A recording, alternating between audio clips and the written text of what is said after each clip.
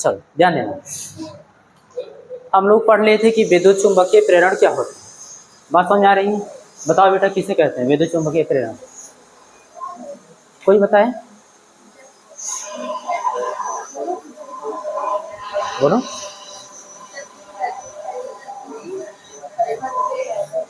हाँ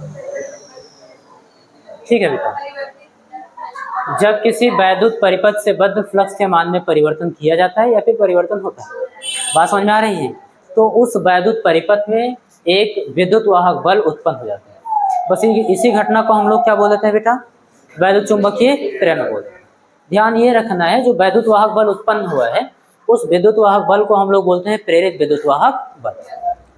और जो उस प्रेरित विद्युत वाहक बल के कारण से अगर परिपथ कंप्लीट है बेटा, बात समझ में आ रही है, तो उसमें एक धारा बहने लगती है, तो उस धारा को हम लोग बोलते हैं प्रेरित धारा। बात समझ में आ गई? अच्छा, इसकी खोज किसने की थी? तो आप बताओगे फैराडे ने। किसने की बेटा? माइकल फैराडे ने इसकी खोज की। अप्रॉक्सीमेट 1831 या 1832 के आसपास।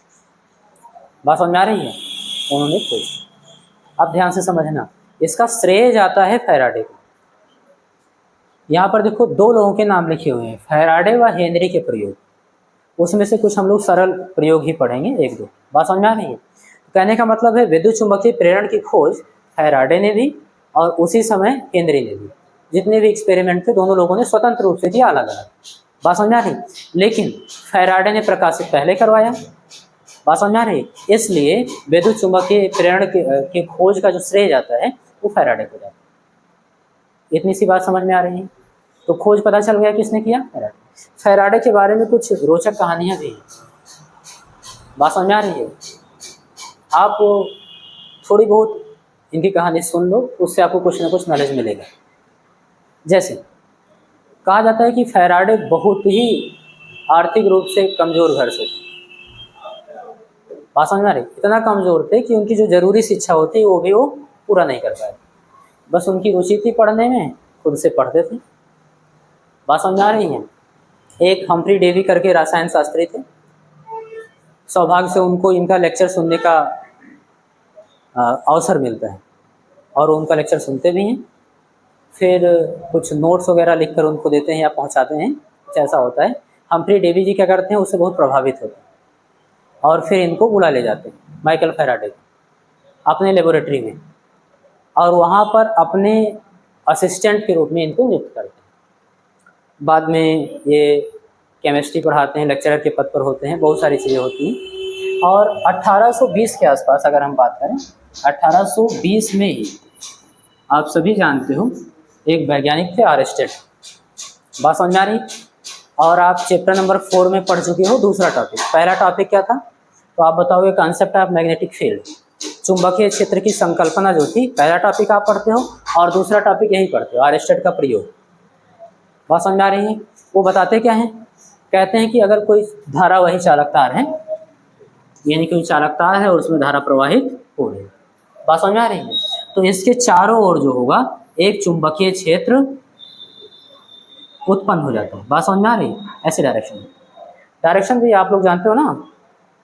हम लोग क्या करेंगे, धारावाही चालक तार को अपने दाहिने हाथ से पकड़ेंगे, अंगूठा धारावाही चालक तार में बहने वाली धारा की दिशा में हो, तो हम उस चालक तार को पकड़ने के लिए अपने दाहिने हाथ की उंगलियों को जिस डायरेक्शन में मोड़ते हैं वही डायरेक्शन क्या होती है? चुंबकीय क्षेत्र रेखाओं की डायरेक्शन। तो ये है डायरेक्शन देखो, ऐसे ऐसे ऐसे उत्पन्न होगा इस चालक के चारों ओर। बात समझ में आ रही है? यही बात उन्होंने कही। और इसीलिए इसके समीप में रखी हुई जो चुंबकीय सुई थी बेटा, वो क्या हो जाती थी? विक्षेपित हो जाती थी।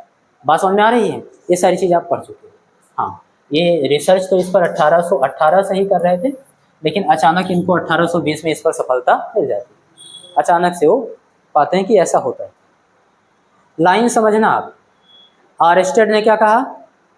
जब किसी चालक में धारा प्रवाहित करते हैं तो उसके चारों ओर चुंबकीय क्षेत्र उत्पन्न हो जाता है। बस फैराडे को यही बात दिल पे लग जाती है कि अगर किसी चालक तार में हम धारा प्रवाहित करते हैं और उसके चारों ओर चुंबकीय क्षेत्र उत्पन्न हो जाता है, तो अगर कहीं पे चुंबकीय क्षेत्र उत्पन्न करें और उसमें चालक तार रखें और उसमें धारा प्रवाहित होना चाहिए। भाई इसका विलोम भी सत्य होना चाहिए। बात समझ में आ रही है। और इसी बात को लेकर वो अपना एक्सपेरिमेंट स्टार्ट कर देते हैं। और कहा यह जाता है, कब रिसर्च हुआ था इसका बेटा? 1820। इसका आर्स्टेड ने जो प्रयोग किया था कि वैद्युत और चुंबक का संबंध होता है, इससे पहले माना जाता था कि दोनों अलग अलग चीज़ है। बात समझ में आ रही है? 1820 में उन्होंने संबंध दिखाया, बस यहीं से वो प्रयोग स्टार्ट कर देते। और कब ये रिसर्च होता है? तो 1831 या 32 ऐसे करके होता है। बात समझ में आ रही है? जो लगभग 12 साल, 11 से 12 साल हुआ कि नहीं हुआ? कहा जाता है कि 12 साल वो रिसर्च करते हैं। सोचिए कितना पेशेंस रहा होगा। आप कोई काम एक बार करोगे, 2 बार करोगे, लात मार दोगे, नहीं हो रहा है यार भगाओ, कुछ दूसरा कर लिया जाएगा, जरूरी थोड़ा है। बात समझ में आ रही है? तो बस वो एक ही बात पे कि अगर कोई धारावाही चालक तार है, उसके का चारों ओर चुंबकीय क्षेत्र उत्पन्न होता है, तो चारों ओर चुंबकीय अगर क्षेत्र हो और उसमें हम लोग धारा कोई चालक तार रखें, वैसे कोई चालक तार रखें, तो उसमें धारा प्रवाहित होना चाहिए। पूरा सेटअप करते हैं, बहुत दिन तक रिसर्च करते हैं, नहीं होता है। उनके विषय में एक कहानी प्रचलित है कि भाई एक दिन गुस्सा आ जाते हैं। तो 11-12 साल आदमी बहुत सहन कर लिया है ना, एक दिन वो गुस्साते हैं और जो चुंबक हाथ में लिए रहते हैं उसको फेंक देते हैं। और जब वो चुंबक फेंकते हैं तो जो कुंडली बना के रखते हैं, जो कुंडली बना के रखते हैं, बात समझ में आ रही है? ऐसे ऐसे बहुत सारे फेरे रहे होंगे इसमें।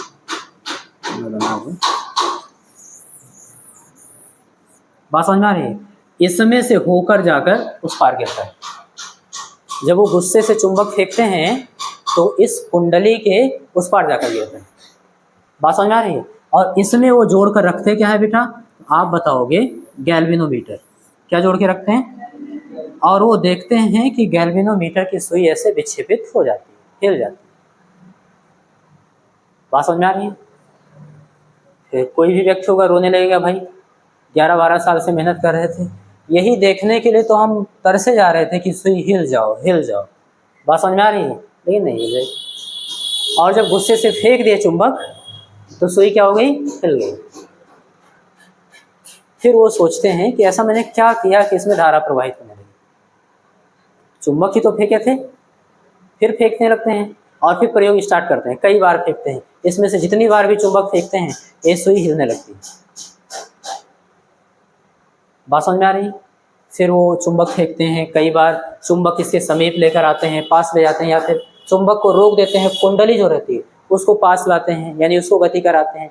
और प्रत्येक स्थिति में क्या होती है? इसमें गैल्वेनोमीटर के सुई में विक्षेप होता है। फिर उनको पता चल जाता है कि कुंडली और चुंबक के बीच में जब सापेक्ष गति होती है, बात समझ में आ रही है, तो कुंडली से बद्ध जो फ्लक्स है उसके मान में परिवर्तन होता है।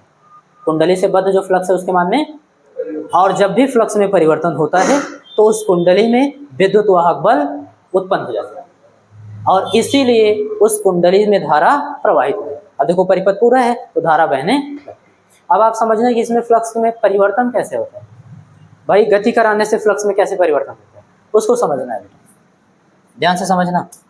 तो आप कह सकते हो, मान लीजिए ये चुंबक है बेटा, क्या है? अच्छा, इससे फ्लक्स रेखाएं निकल रही होंगी कुछ इस प्रकार से।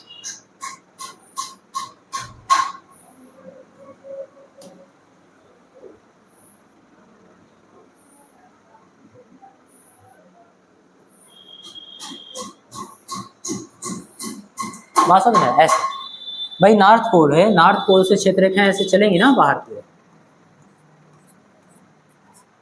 अब मान लीजिए, सपोज करिए ये कुंडली है बेटा और कुंडली की स्थिति यहाँ पर, ध्यान से समझना बेटा। ये क्या है आपका? कुंडली, कॉइल, और यहाँ पर स्थित है कुंडली। अब बताओ इस कुंडली से कितनी फ्लक्स रेखाएं गुजर रही हैं?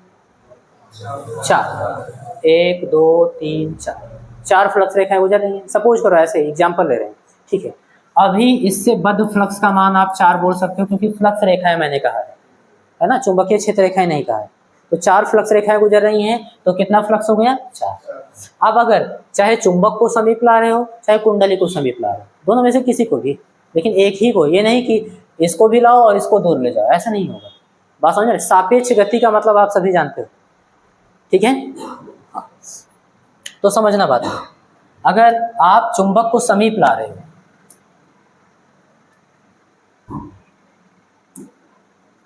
अगर ऐसा हुआ तो कुंडली अपने आप यहाँ कहीं आ जाएगी। भाई चुंबक को समीप लेकर जाओगे तो कुंडली यहाँ कहीं आ जाएगी ना।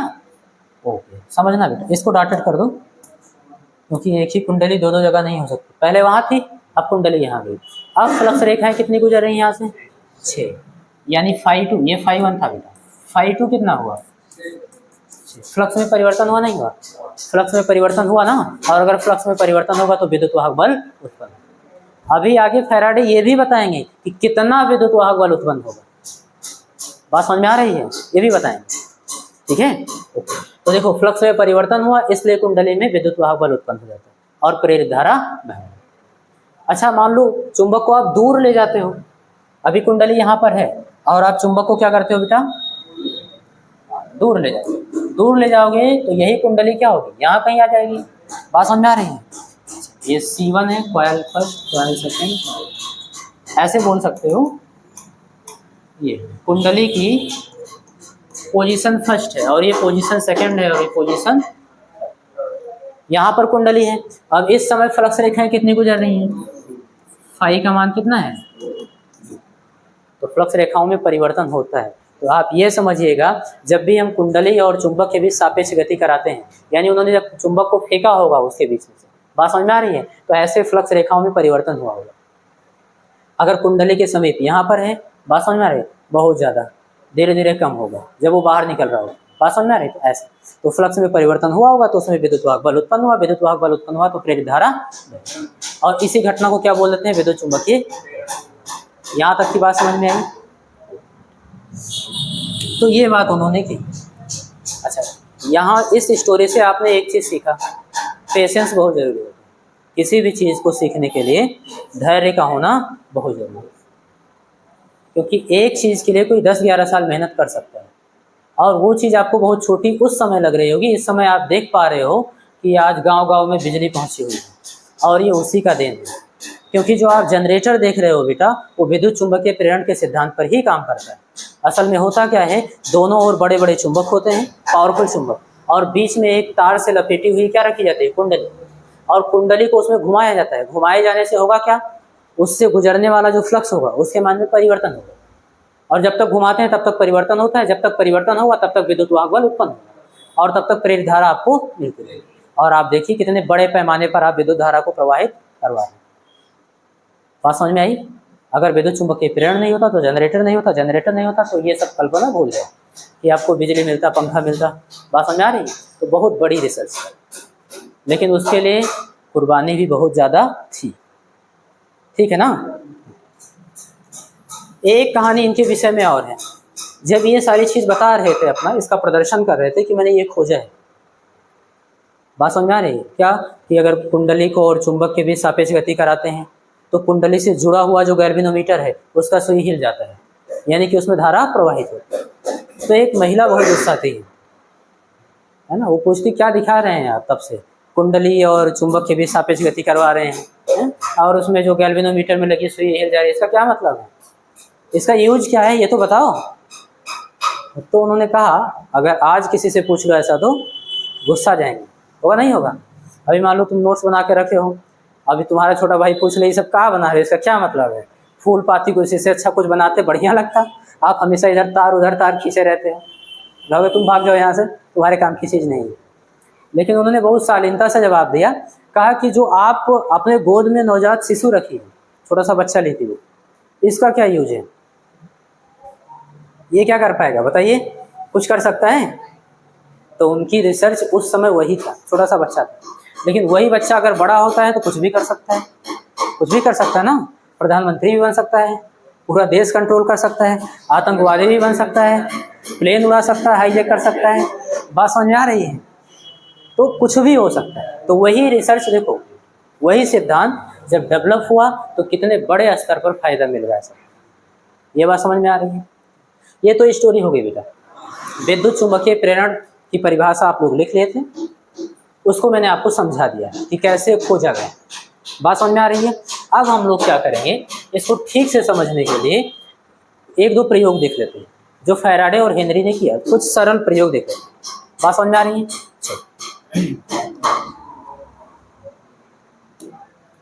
हाँ भाई, ये प्रयोग है, नए पेज से हम लोग देखते हैं। एक्सपेरिमेंट फर्स्ट, पहला प्रयोग देखना बेटा उनका क्या था।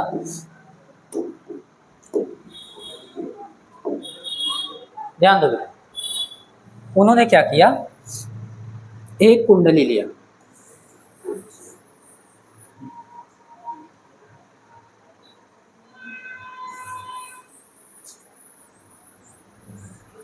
ऐसे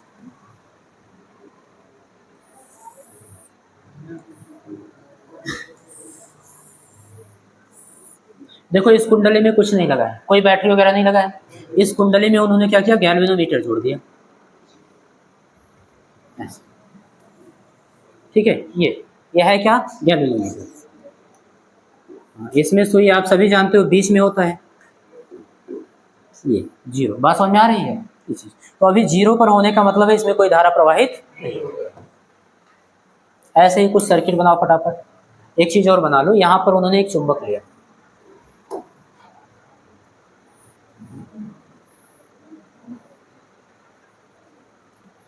कोई भी एक सिरा ले लेंगे बस।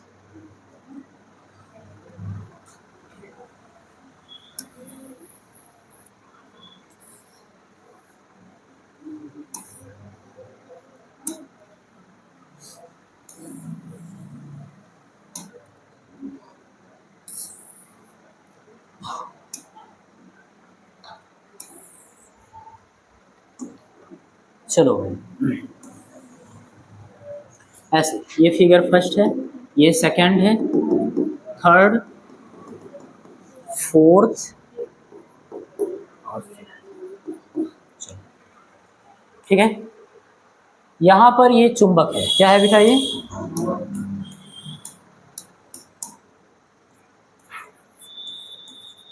चुंबक, और ये क्या है, कुंडली। और ध्यान ये देना है कि ये भी रेस्ट में, ये भी क्या है बेटा, स्थिर है। क्या है ये, रुका हुआ है। और कुंडली भी क्या है, स्थिर। आप देख पाओगे कि कोई धारा इसमें नहीं बहेगा, गैल्वेनोमीटर में कोई विक्षेप नहीं है, इसका मतलब कुंडली में कोई धारा नहीं है।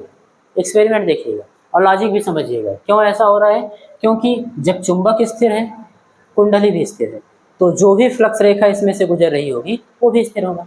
यानी फ्लक्स का मान कांस्टेंट होगा कि नहीं होगा। फ्लक्स का मान मान लो 10 है, 5 है, कुछ भी वेबर है, तो उतना ही रहेगा, बदलेगा ही नहीं। और जब तक फ्लक्स के मान में परिवर्तन नहीं होगा, तुम क्या कर रही हो, यहाँ देखो, जब तक फ्लक्स के मान में कोई परिवर्तन नहीं होगा तब तक कुंडली में प्रेरित विद्युत वाहक बल उत्पन्न नहीं होगा और कोई धारा।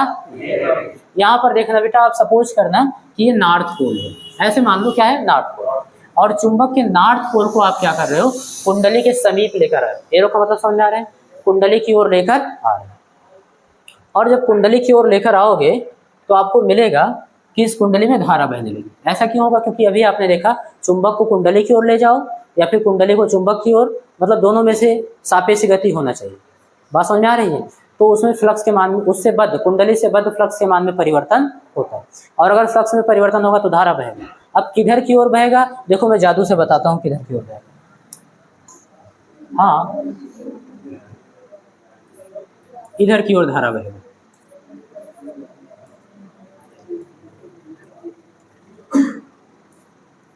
बात समझ में आ रही है? बिल्कुल नहीं आ रही होगी, है ना। इधर की ओर धारा बहेगा और इसमें सुई में विक्षेप इधर की ओर ऐसे हो जाएगा।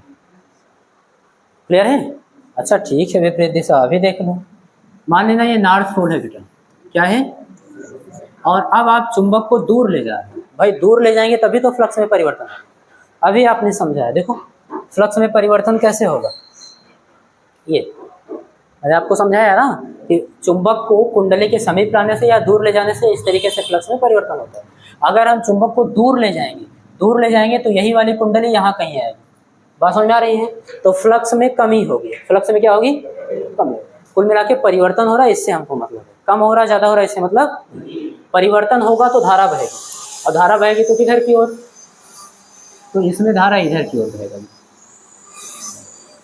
हमारा मन कह रहा है कि इधर की ओर बहेगा,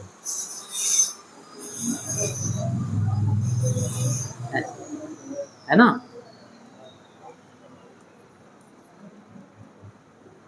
अब बताओ बेटा कुछ समझ में आ रहा है? बस धारा बह रहा है, यहाँ तक आ रहा है ना, डायरेक्शन अभी समझाऊंगा, ठीक है। अभी समझो, अब मान लो साउथ पोल है बेटा, क्या है, और साउथ पोल को आप कुंडली के समीप लेकर जा रहे हो, और जब समीप लेकर जाओगे तो इसमें भी धारा बहेगा क्योंकि फ्लक्स में परिवर्तन होगा, लेकिन किधर की ओर बहेगा वो आप देखना बेटा। हाँ कुछ तो है ना बेटा, इधर देखो,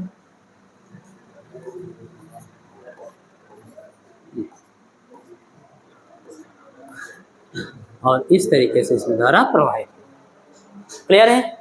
अब यहाँ पर देखना बेटा, ये साउथ पोल है और इस साउथ पोल को चुंबक के क्या कर रहे हो, कुंडली से दूर लेकर जा रहे हो, दूर लेकर जाओगे तो फ्लक्स में परिवर्तन होगा, तो धारा बहेगी क्योंकि प्रेरित धारा उत्पन्न हो जाएगी, है ना। चलो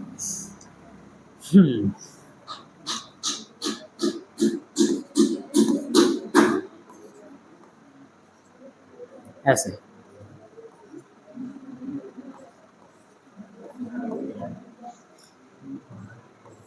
ऐसे धारा बहेगी,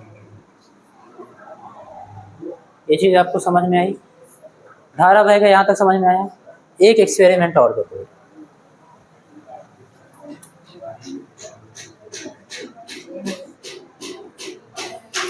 बात समझ में आ रही है। दो एक्सपेरिमेंट जानबूझ के करवा रहा हूँ, दोनों का लॉजिक है।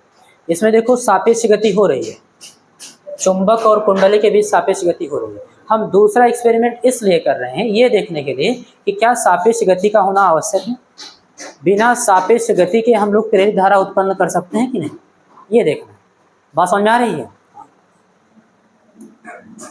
तो प्रयोग करके देखेंगे बेटा। सपोज करना आपके पास एक कुंडली है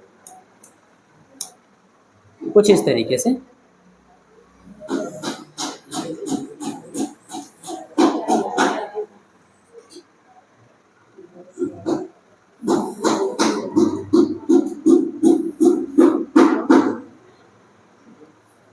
है ना, कुछ इस प्रकार से।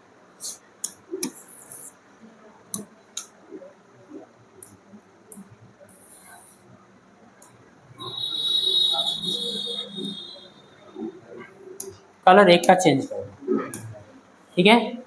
ये कुंडली हो गया बेटा। अब ध्यान देना, एक कुंडली में आप बैटरी या कुछ जोड़ दो, विद्युत सेल या फिर बैटरी कुछ भी जोड़ दो।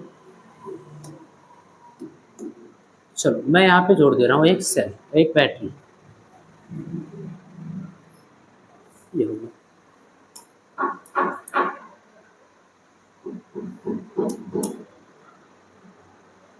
जोड़, यहाँ पर एक कुंजी भी जोड़ दो बेटा,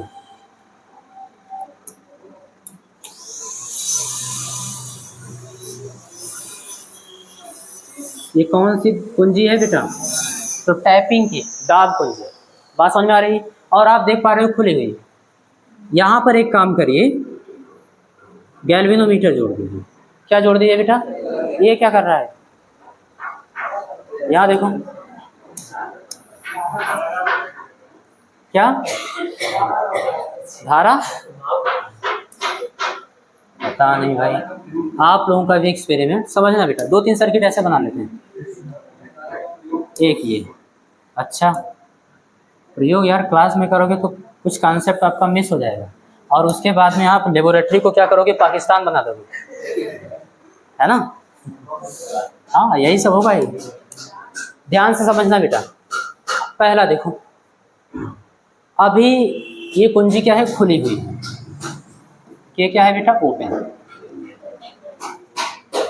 कोई धारा ही सर्किट में प्रवाहित नहीं होगा।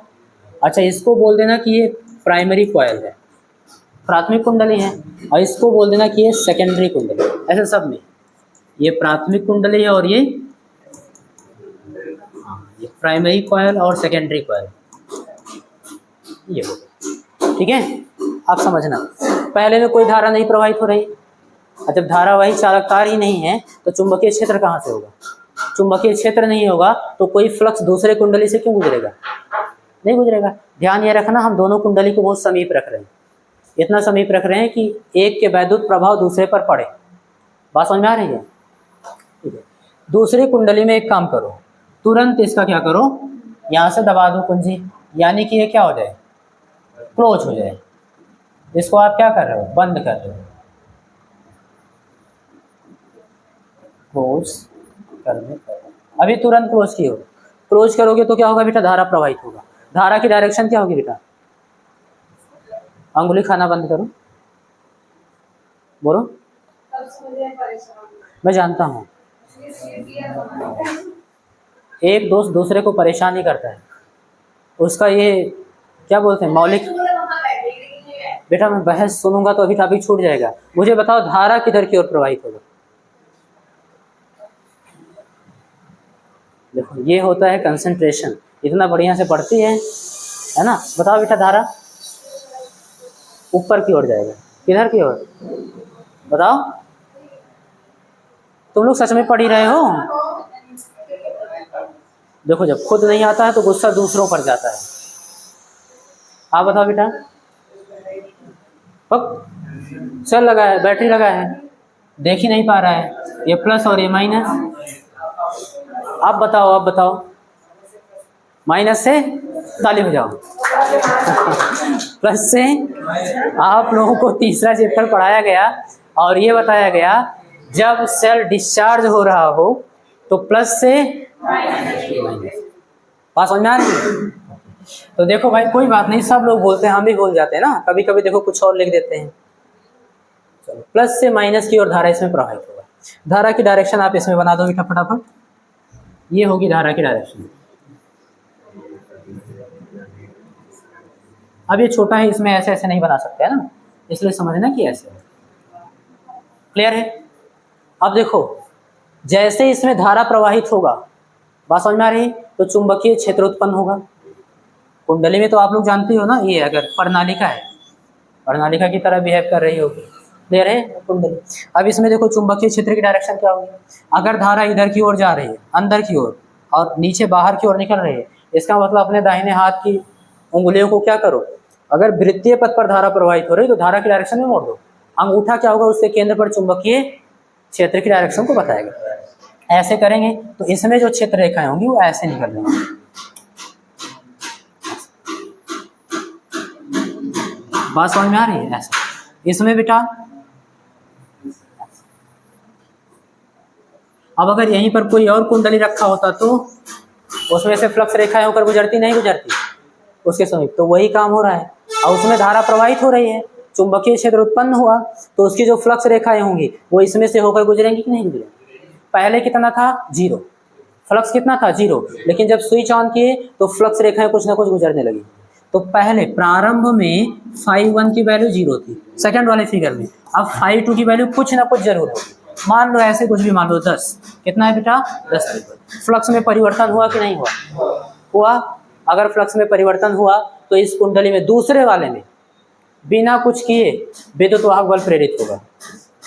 समझे? प्रेरित विद्युत वाहक बल उत्पन्न होगा और फिर इसमें प्रेरित धारा बहेगी। अच्छा उसकी डायरेक्शन क्या होगी, तो उसकी डायरेक्शन इधर की ओर। कोई गुस्सा तो नहीं रहा है कि सर ये डायरेक्शन नहीं बता रहे हैं, अपने मन से लिखे जा रहे हैं। ऐसा नहीं फील हो रहा है? फील ही नहीं होगा क्योंकि आप पढ़ ही नहीं रहे हो, है ना। अगर आप समझ रहे होते तो फील होता कि डायरेक्शन क्यों इधर की ओर होगा। कोई बात नहीं।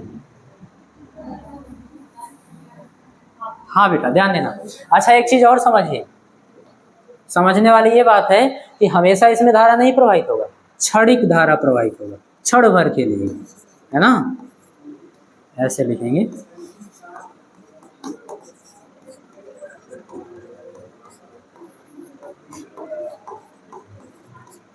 क्षणिक धारा का प्रवाह होगा। क्यों? क्योंकि अब 10 हो गया ना, धारा प्रवाहित करा दी, एक 0 से 10 हो गया तो अब 10 ही रहेगा, कहाँ बदलेगा, नहीं बदलेगा ना। तो इसलिए बस थोड़ी देर के लिए, जब आप स्विच ऑन किए थे, बात समझ में आ रही, बस उतनी देर जब ऑन किए तुरंत इसमें क्या होगा, डिफ्लेक्शन होगा, सुई में एक बार विक्षेप होगा, फिर अपने स्थान पर चला जाएगा, फिर इस कुंडली में धारा प्रवाहित। अच्छा फिर आ जाओ थर्ड वाले पे। थर्ड वाले में मान लो पहले इसमें धारा प्रवाहित हो रहा था, सपोज करना बेटा इसमें क्या हो रहा था, धारा प्रवाहित, वही वाला फिगर है, और किधर की ओर, इधर की ओर। लेकिन अब आपने क्या किया, इसको ओपन कर दिया, कुंजी को क्या कर दिया, अच्छा पहले से ही ओपन नहीं था बेटा, इसको अभी अभी आप ओपन कर रहे हो तुरंत, पहले क्लोज था। अगर ये क्लोज था तो इसमें धारा ऐसे प्रवाहित हो रहा था, अब नहीं हो रहा है ना, डॉटेड करके बना दो भाई, ऐसे धारा प्रवाहित हो रहा था।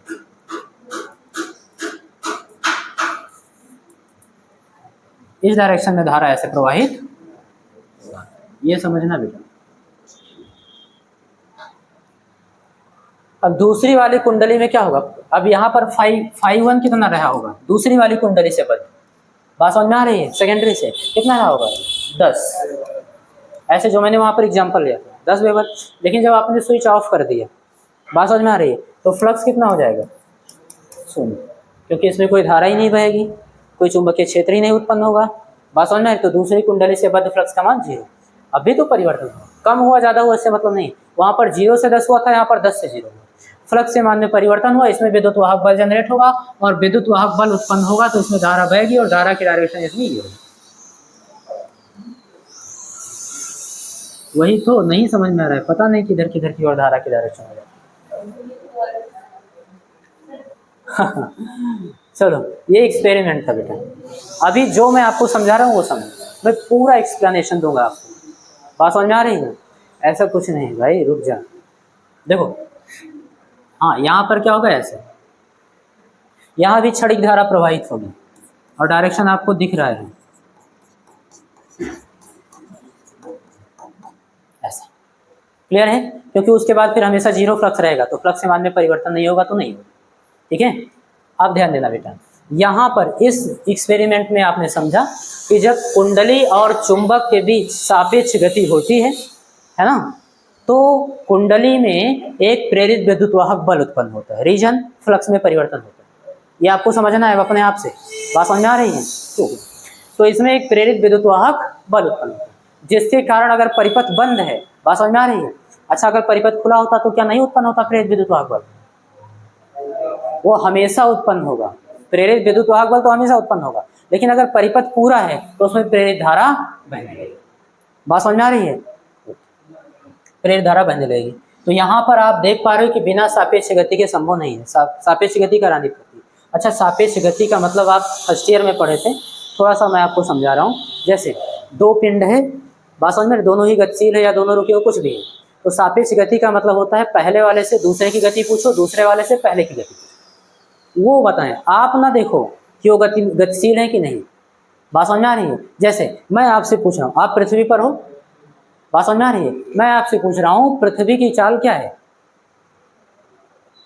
पृथ्वी का वेग क्या है, बताओ, आपको कहीं से लग रहा है, नहीं लग रहा ना, आप बताओगे 0। अगर पृथ्वी से पूछा जाए तो कहेगा अब वो जब 0 बता दिया तो हम भी 0 बताएंगे, ऐसा नहीं कि वो नकल करेगा, उसको भी लगता है कि तुम रुके हुए हो, बात समझ में आ रही है। तो इस तरीके से आपको पूछना, ये होती है सापेक्ष गति। अच्छा अगर कोई अंतरिक्ष में मान लो खड़ा है, कोई देख रहा है, हमको भी देख रहा है और पृथ्वी को भी देख रहा है, तो कहेगा तुम दोनों पागल हो, क्योंकि पृथ्वी भी चल रही है और तुम उसके साथ साथ चल रहे हो, बात समझ में आ रही है। सापेक्ष गति 0 क्यों हुआ, क्योंकि एक में से दूसरे को घटाना होता है, बात समझ में आ रही है, घटा रहे हो, जब आप अपनी चाल से पृथ्वी की चाल को घटाओगे तो दोनों का चाल बराबर है, 0 हो जाएगा, मैथमेटिकली अगर समझना हो तो, बात समझ में आ रही है। या फिर आप दो लोग हो, दोनों फ्रेंड मान लो रोड पे जा रहे हो साइकिल से एक साथ और एक ही स्पीड से जा रहे हो, तो अगर पहले वाले से पूछा जाए दूसरे की चाल कितनी है, बताएगा 0, दूसरे वाले से पूछी जाए वो भी बताएगा 0। अब नीचे मत देखना रोड, केवल उसको देखो, अपने फ्रेंड को। अब ऐसा ना हो फ्रेंड को आज जाके टेस्ट करो, बस आगे वाले को उड़ाना, है ना, खाली जगह पे ऐसे करना। तो ये समझने वाली बात है कि सापेक्ष गति क्या होगी, 0। हुआ क्या, अगर कोई भी वस्तु है या कोई भी पिंड है एक ही दिशा में गतिशील है, जनरली बता रहा हूँ आपको, तो सापेक्ष गति प्राप्त करने के लिए एक की चाल में से दूसरे की चाल घटा देना, बात समझ में आ रही है। मान लो 10 की स्पीड से आप भी जा रहे थे, आपका फ्रेंड भी, तो 10 - 10 0। अच्छा अगर कोई विपरीत दिशा में जा रहा है, बात समझ आ रही, तो सापेक्ष गति जोड़ देना, उनका परिमाण जो होगा जोड़ देना, वो होगा सापेक्ष गति। जैसे 10 की स्पीड से आप इधर की ओर जा रहे थे और 10 की स्पीड से उधर की ओर, तो जब दूसरे वाले से पूछा जाएगा कि भाई पहला वाला फ्रेंड आपका कितनी स्पीड से जा रहा था, तो बताएगा 20 के स्पीड से हमको दिखाई दिया, पता नहीं कितना, 20 क्यों बताएगा, जुड़ जाएगा, उसको ऐसा महसूस होगा। बात समझ में आ रही है। और एक चीज़ और है, मान लो आप जा रहे हो 10 की स्पीड से, आपका फ्रेंड जा रहा है 8 की स्पीड से, अब सापेक्ष गति पूछी जाए तो 2 का अंतर आएगा, एक ही दिशा में घटाओगे। बात समझ में आ रही है, 2 का अंतर आएगा।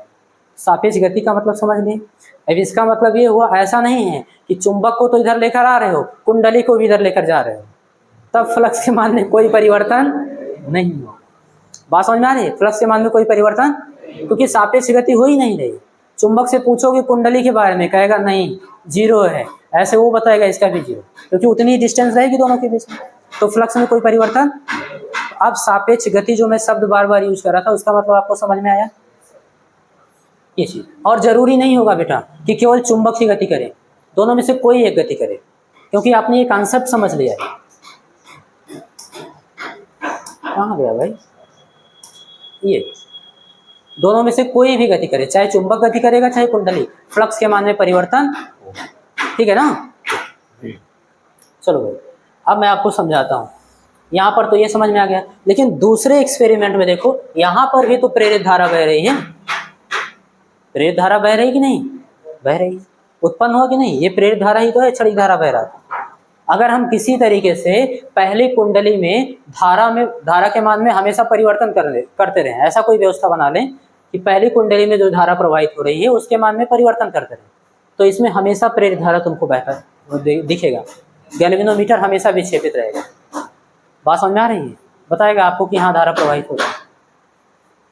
क्लियर, क्योंकि इसके मान में जब परिवर्तन करोगे तो चुंबकीय फ्लक्स रेखाओं की संख्या में कम और ज़्यादा होगा कि नहीं होगा, यानी उसके मान में परिवर्तन होगा, परिवर्तन होगा तो विद्युत वाहक बल उत्पन्न होगा और प्रेरित धारा बहेगी। तो यहाँ पर क्या सापेक्ष गति हो रही दोनों कुंडलियों के बीच, नहीं, तब भी हमको प्रेरित धारा।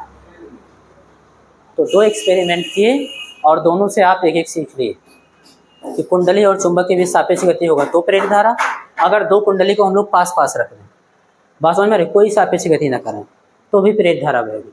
कहने का मतलब उद्देश्य एक है, हमको केवल एक चीज़ से मतलब है कि फ्लक्स के मान में परिवर्तन होना चाहिए, वो आप किसी भी विधि से कराओ, और बहुत सारी विधियाँ हैं। बात समझ में आ रही हैं, 2 मैंने आपको बता दिया। जैसे मान लीजिए कोई कुंडली चुंबकीय क्षेत्र में रखा है, बात समझ में आ रही है, उसका क्षेत्रफल घटा दो।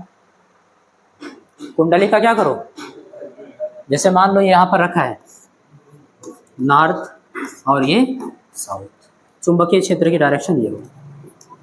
अब मान लो यहाँ पर आपने एक कुंडली ले रखा है ऐसे,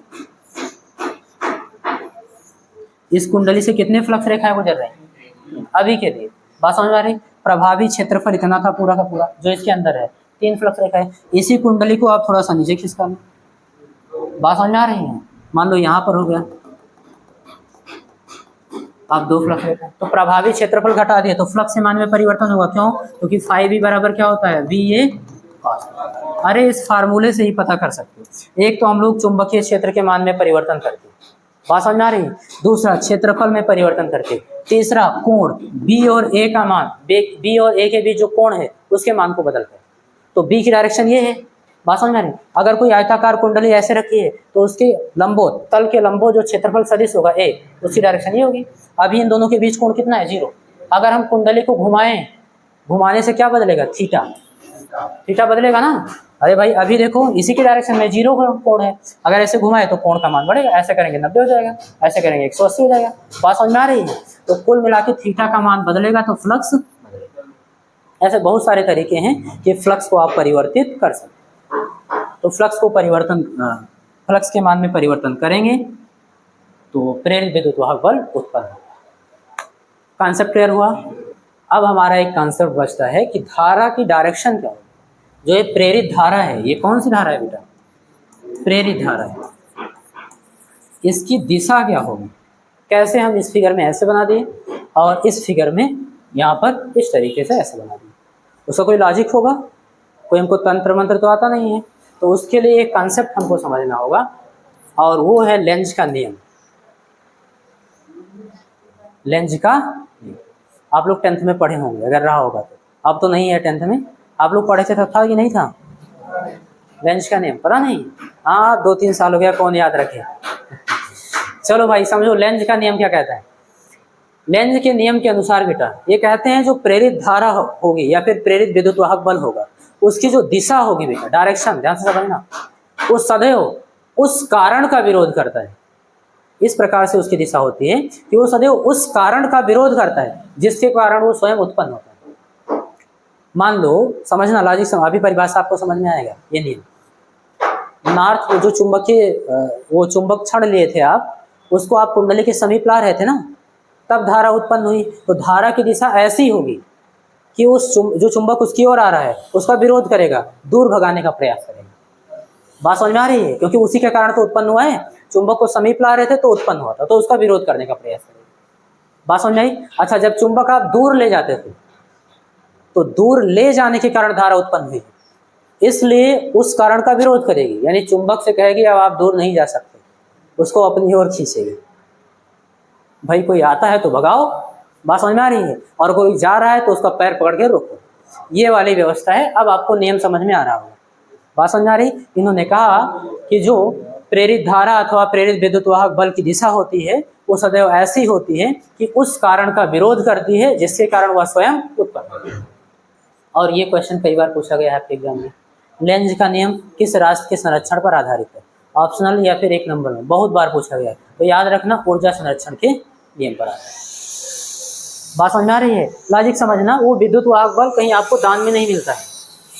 बात समझ में आ रही है? जब आप चुंबक या कुंडली के बीच सापेक्ष गति कराते हो तो कुछ ना कुछ कार्य करते हो, और वही कार्य ऊर्जा के रूप में आपको मिल जाता है, विद्युत ऊर्जा के रूप में आपको मिल जाता है।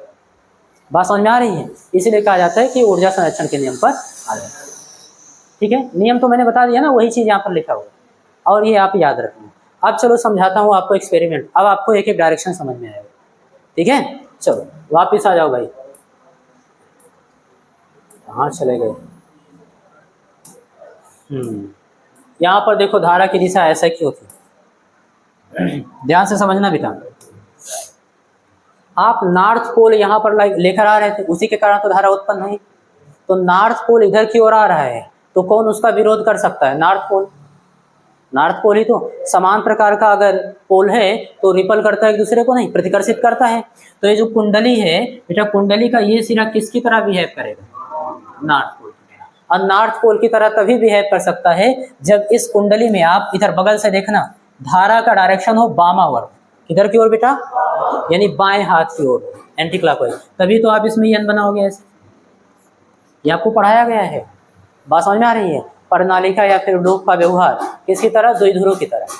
अगर इधर नॉर्थ की तरह व्यवहार कर रहे हैं तो उधर साउथ की तरह अपने आप करेगा।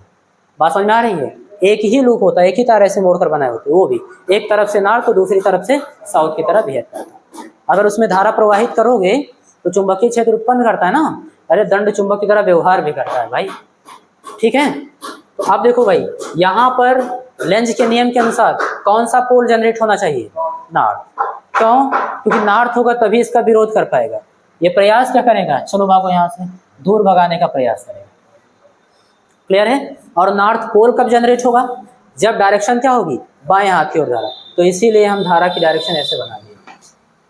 क्लियर हो गई बात? इसमें भी देखना, अब नॉर्थ क्या है? दूर की ओर जा रहा है, नॉर्थ को रोक कौन सकता है?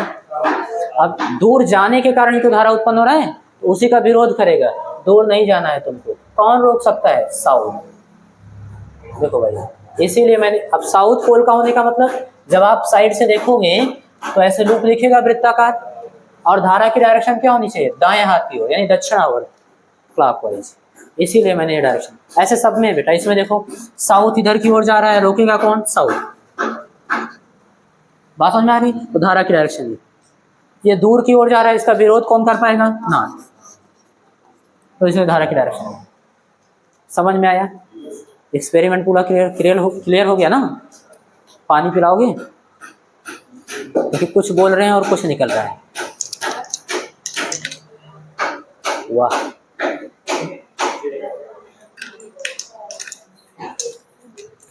हाँ मतलब थैंक यू यार।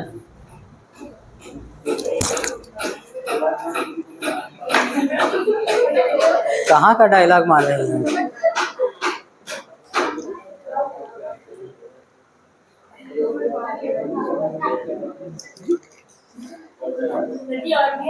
हाँ है, लाई तो नहीं थी, ड्राई तो थी उसमें, लो खत्म हो गया थोड़ी। चलो भाई ध्यान दो। अच्छा ये सेकंड वाला एक्सपेरिमेंट समझो, इसमें भी डायरेक्शन इधर की ओर कैसे हो गया है ना, ध्यान देना बेटा। इसमें तो कोई धारा ही नहीं प्रवाहित हो रहा था, प्राइमरी कुंडली में कोई धारा, तो कोई फ्लक्स दूसरी कुंडली से नहीं गुजरेगा, तो इसलिए इसमें कोई प्रेरित धारा उत्पन्न नहीं होगा। और इसमें ऐसा हुआ, क्लियर। देखो अब अगर धारा इस डायरेक्शन में प्रवाहित हो रही है तभी तो इसमें प्रेरित धारा उत्पन्न हुई है, तो देखो उस धारा की डायरेक्शन का क्या करेगी, विरोध करेगी। बात समझ में आ रही है, उसका क्या करेगी ये विरोध करेगी। अब इसमें अगर धारा की डायरेक्शन ये होगी बेटा, ध्यान से समझना, अगर धारा की डायरेक्शन इधर की ओर है, इधर की ओर होने का मतलब क्या हुआ, ये ऐसे ऊपर बाहर की ओर है और नीचे अंदर की ओर। बात समझ में आ रही है, ऐसे आप करोगे, समझ में तो आ रहा है ना, बाहर की ओर ही है, ठीक से थोड़ा बनाए दूर दूर।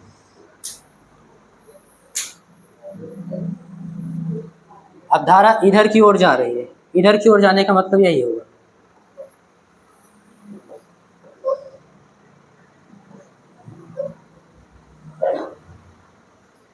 ऐसे। तो आप देख पा रहे हो ऊपर धारा बाहर की ओर है और नीचे धारा अंदर की ओर है, ऐसे करेंगे तो इसमें से फ्लक्स रेखाओं की डायरेक्शन क्या होगी, इधर की ओर। इससे जो बद्ध फ्लक्स रेखाएं होंगे ना,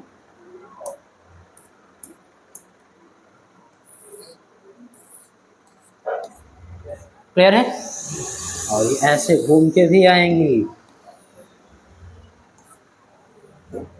बात समझ में आ रही है। अच्छा यहाँ पर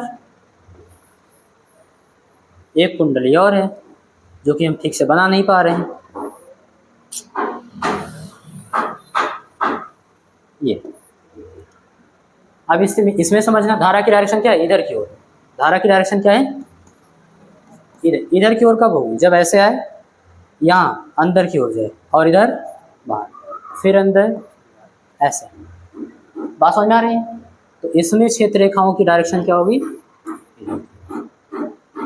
अब देखो ये इधर की ओर है और ये इधर की ओर है, तो एक दूसरे का विरोध कर रहे हैं कि नहीं कर रहे हैं। बात समझ में आ रही है।